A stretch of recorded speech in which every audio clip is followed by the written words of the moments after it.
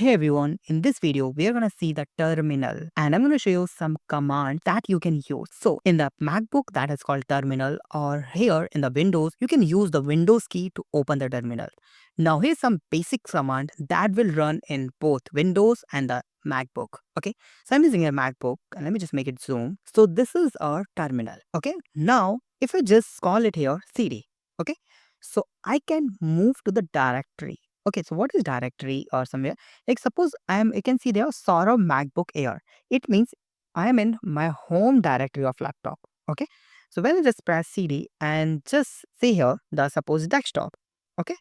So let me just desktop. You can see I have a desktop and enter. So I am under the desktop directory here. Okay. Now if you want to change the directory, so always use the CD command. Okay. CD and then space and the directory name. Now I want to know that how many folders under this directory, suppose desktop. So just use the ls command, ls list. And you can see we have that image, book folder, books folder, and you will see in the right side I have a desktop and you'll find all the folder. See like this. So using the ls, you can find all the folders, okay, in their current directory. Now I want to just deep dive into the under one more directory. Suppose let me just try first the CD and I'm gonna go to the books and enter. And you're under the books directory. Let me just try how many files is there. So use the ls and you can see we have CSS, image, index, JS, and new book. Okay, these files we have.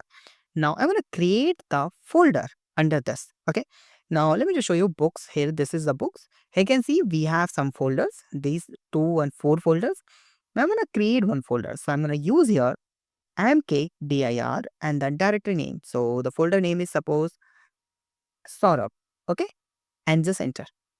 And go here and you can see there's one folder called Saurabh. Right?